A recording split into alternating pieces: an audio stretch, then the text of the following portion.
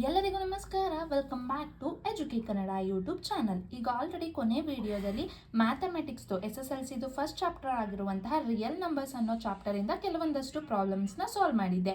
ಈ ವಿಡಿಯೋದಲ್ಲಿ ಅದೇ ರೀತಿ ಇಂಪಾರ್ಟೆಂಟ್ ಆಗಿರುವಂತಹ ಮುಂದಿನ ಕ್ವಶನ್ಸನ್ನು ಸಾಲ್ವ್ ಮಾಡ್ತಾ ಇದ್ದೀನಿ. ಖಂಡಿತ ನಿಮಗೆ ಈ ವಿಡಿಯೋ ನೋಡೋದ್ರಿಂದ ನಿಮ್ಮ SSLC ಎಕ್ಸಾಮ್ಗೆ ಹೆಲ್ಪ್ ಆಗುತ್ತೆ. ಹಾಗೆಯೇ ಮ್ಯಾಥಮೆಟಿಕ್ಸ್ ಪ್ರಾಬ್ಲಮ್ಸ್ನ ಹೇಗೆಲ್ಲ ಸಾಲ್ವ್ ಮಾಡಬೇಕು ಇನ್ ಕೇಸ್ ನಿಮಗೆ ಗೊತ್ತಿಲ್ಲ ಅಂತ ಹೇಳಿದ್ರೆ ಗೊತ್ತಾಗುತ್ತೆ. ಸೊ ಪೂರ್ತಿಯಾಗಿ ಸ್ಕಿಪ್ ಮಾಡ್ದೇನೆ ವಿಡಿಯೋನ ನೋಡಿ ಅಂತ ಹೇಳ್ತಾ ಬನ್ನಿ ವಿಡಿಯೋನ ಸ್ಟಾರ್ಟ್ ಮಾಡೋಣ. So mathematics chapter 1 real numbers ಅಂತ ಹೇಳ್ಬಿಟ್ಟು ಇದರಲ್ಲಿ ನಾನು 1 ಮಾರ್ಕ್ಸ್ ಕ್ವಶನ್ ಅನ್ನು ತಗೊಂಡಿದ್ದೀನಿ. ಸೊ ಅಲ್ಲಿ ಕ್ವಶನ್ ಏನಂತ ಇದೆ, if 200 is equal to 2 to the power of m into 5 to the power of n, then find the value of m and n ಅಂತ. ಸೊ ಈ ಈಕ್ವೇಷನ್ನ ಕೊಟ್ಟಿದ್ದಾರೆ. ಇಲ್ಲಿ ಎಮ್ ಮತ್ತು ಎನ್ ಅನ್ನೋದು ಒಂದು ವೇರಿಯೇಬಲ್ ಇದೆ, ಅದರದ್ದು ವ್ಯಾಲ್ಯೂ ಗೊತ್ತಿಲ್ಲ, ಅದನ್ನು ಫೈಂಡ್ ಔಟ್ ಮಾಡಿ ಅಂತ ಹೇಳ್ತಿದ್ದಾರೆ. ಸೊ ನಿಮಗೆ ಈ ಕ್ವೆಶನ್ ನೋಡ್ತಾ ಇದ್ರೆ ನೋಡಿ, ನಾವು ಯೂಶ್ವಲ್ ಆಗಿ ಇದರ ಒಂದು ನಂಬರ್ನ ಕೊಟ್ಬಿಟ್ಟು ಅವರು ಪ್ರೈಮ್ ನಂಬರ್ಸ್ನ ಫ್ಯಾಕ್ಟರ್ಸ್ನ ಫೈಂಡ್ ಔಟ್ ಮಾಡಿ ಅಂತ ಹೇಳಿ ಕೇಳ್ತಾ ಇದ್ರಲ್ವಾ, ಅದೇ ಫಾರ್ಮಲ್ ಇದೆ. ಇಲ್ಲಿ ನೋಡಿ 2 to the power of sometimes ಏನಾದರೂ ಟೂ ಅನ್ನೋದು 3 ಟೈಮ್ಸ್ ಇದ್ದರೆ 2 to the power of 3 ಅಂತ ಬರೀತಿದ್ದು ನೋಡಿ, ಅದೇ ಫಾರ್ಮಲ್ ಇದೆ. ಬಟ್ ಎಮ್ ಮತ್ತು ಎನ್ ವ್ಯಾಲ್ಯೂ ನಮಗೆ ಗೊತ್ತಿಲ್ಲ, ಅದನ್ನು ಫೈಂಡ್ ಔಟ್ ಮಾಡಿ ಅಂತ ಕೇಳ್ತಿದ್ದಾರೆ. ಸೊ ಈಗ ಎಮ್ ಮತ್ತು ಎನ್ ಅನ್ನು ಫೈಂಡ್ ಔಟ್ ಮಾಡೋಕ್ಕೆ ಫಸ್ಟು ನಾವು 200ಗೆ ಫ್ಯಾಕ್ಟರೈಸೇಷನ್ನ ಮಾಡಬೇಕು. ಅದರದ್ದು ಪ್ರೈಮ್ ಫ್ಯಾಕ್ಟರ್ ಏನಿರುತ್ತೆ ಅದನ್ನು ಫೈಂಡ್ ಔಟ್ ಮಾಡಬೇಕು. ಬನ್ನಿ ಪ್ರೈಮ್ ಫ್ಯಾಕ್ಟರ್ ಏನು ಅಂತ ಫೈಂಡ್ ಔಟ್ ಮಾಡೋಣ. ಸೊ 200ನ ಬರ್ಕೋತಾ ಇದ್ದೀನಿ. ಅದರದ್ದು ಪ್ರೈಮ್ ಫ್ಯಾಕ್ಟರ್ನ ನೋಡಿದಾಗ ಈಗ 200 ಅನ್ನೋದು 2 ಇಂದ ಡಿವೈಡ್ ಆಗುತ್ತೆ. 2 ಅನ್ನೋದು ಒಂದು ಪ್ರೈಮ್ ನಂಬರ್ ಆಗಿರುತ್ತೆ, ಅದಕ್ಕೋಸ್ಕರ ಸೊ 100 ಬಂತು. ಎಗೇನ್ 2 ಇಂದ ಡಿವೈಡ್ ಆಗುತ್ತೆ. ಸೊ ಎಗೇನ್ ಇದನ್ನು ಮತ್ತೆ 2 ಇಂದ ಡಿವೈಡ್ ಮಾಡ್ಬೋದು. ಸೊ 25 ಅನ್ನೋದು 2 ಇಂದನೂ ಆಗಲ್ಲ, 3 ಇಂದನೂ ಆಗಲ್ಲ, 5 ಇಂದ ಡಿವೈಡ್ ಆಗುತ್ತೆ. 5 5 ಸ 25 ನೋಡಿ, 5 ಬಂತು, ಮತ್ತೆ 5ನ 5 ನಂಬರಿಂದ ಡಿವೈಡ್ ಮಾಡಿದ್ರೆ 1 ಬರುತ್ತೆ ಅಲ್ವಾ. ಸೊ ಅದನ್ನು ಮಾಡ್ತಾ ಇದ್ದೀನಿ. ಕೊನೆಯದಾಗಿ ಇಲ್ಲಿ 1 ಬಂತು. ಇವಾಗ ನಾವು ಇಲ್ಲಿ ಕೊಟ್ಟಿರೋದನ್ನೆಲ್ಲ ಬರ್ಕೊಳ್ಳೋಣ. 2 ಇಂಟು 2 ಇಂಟು 5 ಇಂಟು 5 ಅಂತ. ಸೊ ಈಗ 2 3 ಟೈಮ್ಸ್ ಇದೆ ನೋಡಿ, 2 to the power of 3, ಹಾಗೆಯೇ 5 2 ಟೈಮ್ಸ್ ಇದೆ. ಸೊ ಇದನ್ನು ಇದ್ರ ಜೊತೆಗೆ ಕಂಪೇರ್ ಮಾಡಿ 2 to the power of 3 ಇದೆ, ಇಲ್ಲಿ 2 to the power of m ಇದೆ. ಹಾಗಂದ್ರೆ ಏನಾಯಿತು, m ವ್ಯಾಲ್ಯೂ 3 ಆಗಿರುತ್ತೆ. ನೋಡಿ ಇಲ್ಲಿ 5 ಇದೆ, ನಾವು ಫೈಂಡ್ ಔಟ್ ಮಾಡಿರೋದ್ರಲ್ಲೂ 5 ಇದೆ, ಅದ್ರ ಪವರ್ 2 ಇದೆ. ಹಾಗಂದಮೇಲೆ n ವ್ಯಾಲ್ಯೂ ಏನಾಗಿರುತ್ತೆ, 2 ಆಗಿರುತ್ತೆ. ಸೊ ಈ ಥರ ಫೈಂಡ್ ಔಟ್ ಮಾಡೋದನ್ನ ಅವರು 1 ಮಾರ್ಕ್ಸ್ ಕ್ವಶನ್ ಆಗಿ ಕೇಳ್ತಾರೆ. ಸಮ್ಟೈಮ್ಸ್ ಮಲ್ಟಿಪಲ್ ಚಾಯ್ಸಸ್ಸಲ್ಲೂ ಕೇಳ್ತಾರೆ. ಇದನ್ನು ನೀವು ಸಾಲ್ವ್ ಮಾಡೋದ್ರಿಂದ 1 ಮಾರ್ಕ್ಸ್ ಆಗಿದ್ರೆ ಈ ಥರ ನೀಟಾಗಿ ಬರೆದು ಸಾಲ್ವ್ ಮಾಡಿ. ಇನ್ ಕೇಸ್ ಮಲ್ಟಿಪಲ್ ಚಾಯ್ಸ್ ಆಗಿದ್ರೆ ಸೊ ನೀವು ಸೈಡ್ ವರ್ಕಲ್ಲಿ ನಿಮಗೆ ಹೇಗೆ ಅರ್ಥ ಆಗುತ್ತೆ ಅದನ್ನು ಬರ್ಕೊಂಡು ಸಾಲ್ವ್ ಮಾಡಿ, ಯಾವ ಆಪ್ಷನ್ಸ್ ಇರುತ್ತೆ ಅದನ್ನು ಸೆಲೆಕ್ಟ್ ಮಾಡಿ. ಸೊ ಮತ್ತೆ ನೆಕ್ಸ್ಟ್ ಕ್ವಶನ್ಗೆ ಹೋಗೋಣ ಬನ್ನಿ. ಈ ಕ್ವಶನ್ ಇಲ್ಲಿ ಡಿಸ್ಪ್ಲೇ ಆಗ್ತಾ ಇರೋದು ಸಹ 1 ಮಾರ್ಕ್ಸ್ ಕ್ವಶನ್ ಆಗಿರುತ್ತೆ. Find the maximum length of the rod which can measures the rod length of 24 metre and 36 metre ಅಂತ ಹೇಳಿ. ಈ ರೀತಿ ಕೊಟ್ಟಾಗ ನಿಮಗೆ ಯಾವ ಚಾಪ್ಟ್ರಿಂದ ಬರ್ತಿದೆ ಅಂತ ಹೇಳಿ ಅರ್ಥ ಮಾಡ್ಕೊಳ್ಳೋಕ್ಕೇ ಸ್ವಲ್ಪ ಕಷ್ಟ ಆಗುತ್ತೆ. ಬಟ್ ಈ ರೀತಿ ಕ್ವಶನ್ಸ್ನ ನೀವು ಸಾಲ್ವ್ ಮಾಡೋದ್ರಿಂದ ನಿಮಗೆ ಸ್ವಲ್ಪನಾದರೂ ನೆನಪಿರುತ್ತೆ ಏನು ಕೇಳ್ತಿದ್ದಾರೆ, ಯಾವ ಚಾಪ್ಟರಿಂದ ಅಂತ ಹೇಳಿ. ನಿಮಗೆ ಅಟ್ಲೀಸ್ಟ್ ಚಾಪ್ಟರ್ ಯಾವುದು ಅಂತ ಹೇಳಿ ಒಂದು ಸ್ವಲ್ಪ ರಿಲೇಟ್ ಮಾಡೋದು ಗೊತ್ತಾದರೆ ನಿಮಗೆ ಯಾವ ರೀತಿ ಸಾಲ್ವ್ ಮಾಡಬೇಕು ಅಂತ ಹೇಳಿ ಸ್ವಲ್ಪ ಐಡಿಯಾ ಬರುತ್ತೆ. ಈಗ ಕ್ವಶನ್ನ ಅರ್ಥ ಮಾಡ್ಕೊಳ್ಳೋಣ ಬನ್ನಿ.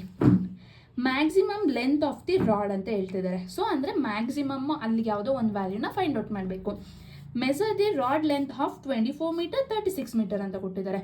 ಯೂಶ್ವಲಿ ನಮಗೆ HCM LCM ಎಲ್ಲ ಕೊಡಬೇಕಾದ್ರೆ 2 ನಂಬರ್ಸ್ನ ಕೊಡ್ತಾಯಿದ್ರು.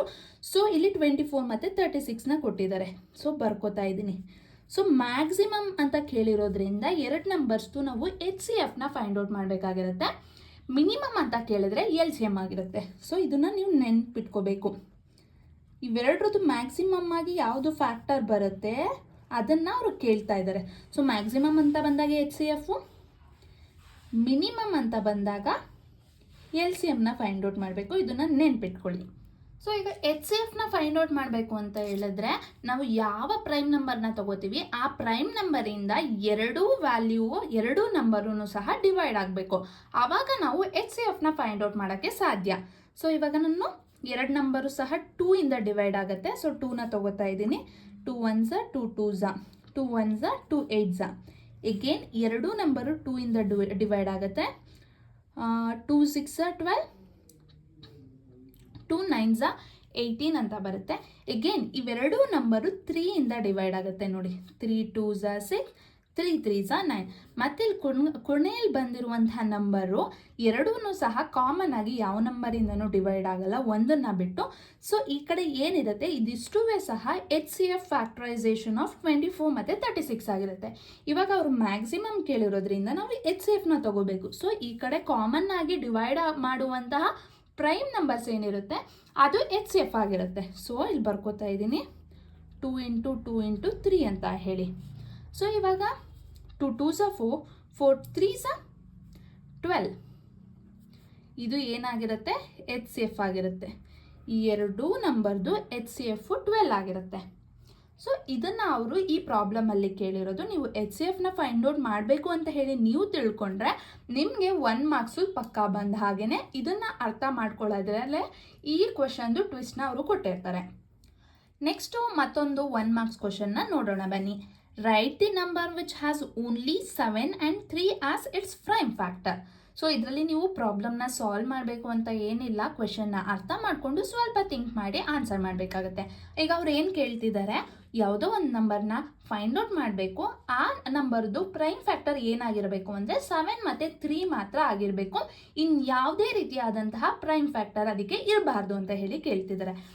ಸೊ ಇವಾಗ 7 ಮತ್ತು 3 ಅಂತ ಕೇಳಿರೋದ್ರಿಂದ ಎರಡೇ ಪ್ರೈಮ್ ಫ್ಯಾಕ್ಟರ್ ಅಂತ ಕೇಳಿರೋದ್ರಿಂದ ಇದೆರಡನ್ನ ಮಲ್ಟಿಪ್ಲೈ ಮಾಡಿ 7 3s 21. ಸೊ ಇದೇ ಆನ್ಸರ್ ಆಗಿರುತ್ತೆ. ಈ 21 ಅನ್ನೋ ನಂಬರ್ಗೆ 7 ಮತ್ತು 3 ಬಿಟ್ಟರೆ ಇನ್ಯಾವುದೇ ರೀತಿ ಪ್ರೈಮ್ ಫ್ಯಾಕ್ಟರ್ ಇರೋದಿಲ್ಲ. ಸೊ ಈ ಕ್ವಶನ್ಗೆ ಆನ್ಸರ್ ಬಂದು 21 ಆಗಿರುತ್ತೆ. ಇದಕ್ಕೆ ಸ್ವಲ್ಪ ಥಿಂಕ್ ಮಾಡಬೇಕು, ಆನ್ಸರ್ ಸಿಂಪಲ್ ಆಗಿರುತ್ತೆ. ನೆಕ್ಸ್ಟ್ 1 ಮಾರ್ಕ್ಸ್ ಕ್ವಶನ್ನ ನೋಡೋಣ ಬನ್ನಿ. Observe the given factor tree and find the value of x and y. Factor tree ಅಂದರೆ ನಥಿಂಗ್ ಬಟ್ ಫ್ಯಾಕ್ಟರೈಸೇಷನ್ ಅವರು ಈ ರೀತಿ ರೆಪ್ರೆಸೆಂಟ್ ಮಾಡಿರ್ತಾರೆ.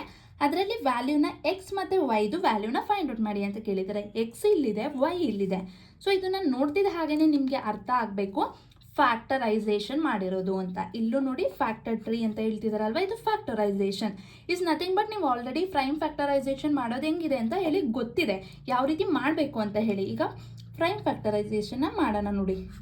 ಈಗ ನಾನು 40 ಅಂತ ತಗೋತಾ ಇದ್ದೀನಿ ನೋಡಿ. ಫಸ್ಟ್ ಫ್ಯಾಕ್ಟರೈಸೇಷನ್ ಮಾಡಿರೋದೆ ಅವರು 2 ಇಂದ. ಸೊ 2ನ ಬರ್ಕೋತಾ ಇದ್ದೀನಿ. 2 2s 4 20 ನೋಡಿ ಬರ್ತಿದೆ 20. ಸೊ ನೆಕ್ಸ್ಟು ಫ್ಯಾಕ್ಟರೈಸೇಷನ್ ಮಾಡಬೇಕು. ನೆಕ್ಸ್ಟ್ ಫ್ಯಾಕ್ಟರೈಸೇಷನ್ ಮಾಡಿದಾಗ 10 ಬರಬೇಕು. ಈ 20 ಅನ್ನೋದು ಎಗೇನ್ 2 ಇಂದ ಫ್ಯಾಕ್ಟರೈಸ್ ಆಗುತ್ತೆ ಅಲ್ವಾ. ಸೊ ಬರ್ಕೋತಾ ಇದ್ದೀನಿ 2 1s 2 0 ಹಾಗೆ ಹಾಕೋತಾ ಇದ್ದೀನಿ ನೋಡಿ. 10 ಬಂತು. ಸೊ ಇಲ್ಲಿ 10 ಇದೆ, ಈ ಎಕ್ಸ್ ವ್ಯಾಲ್ಯೂ ಏನಾಗಿರುತ್ತೆ ಈ 2 ಆಗಿರುತ್ತೆ. ಸೊ ನಮಗೆ ಎಕ್ಸ್ ವ್ಯಾಲ್ಯೂ ಗೊತ್ತಾಯಿತು, x value is equal to 2. ಅದೇ ರೀತಿ ಈಗ ಮತ್ತೆ ಈ 10 ಅನ್ನೋದನ್ನ ಅವರು ಫ್ಯಾಕ್ಟರೈಸ್ ಮಾಡಿದ್ದಾರೆ 2 ಇಂದ, ಅದನ್ನೇ ಮಾಡ್ತಾ ಇದ್ದೀನಿ. 2 5s 10.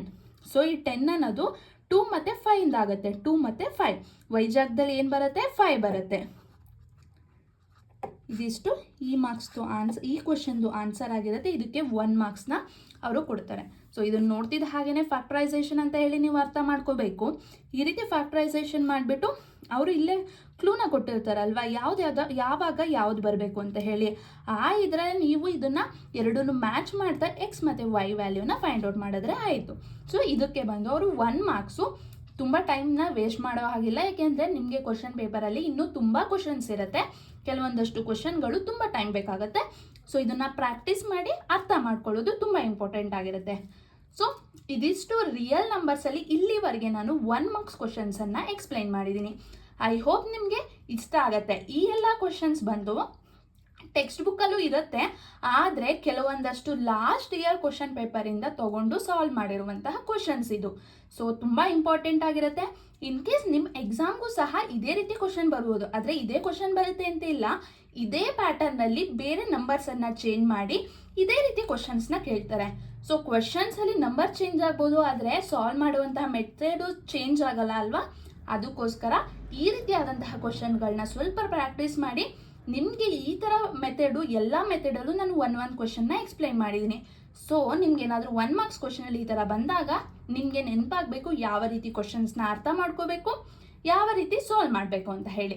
ಈಗ ಮುಂದಿನ ವಿಡಿಯೋದಲ್ಲಿ ನಾನು ರಿಯಲ್ ನಂಬರ್ಸ್ ಚಾಪ್ಟರಿಂದನೇ 2 ಮಾರ್ಕ್ಸ್ ಕ್ವಶನ್ಸ್ನ ಸಾಲ್ವ್ ಮಾಡೋಕ್ಕೆ ಅಂತ ಹೇಳಿ ಟ್ರೈ ಮಾಡ್ತೀನಿ.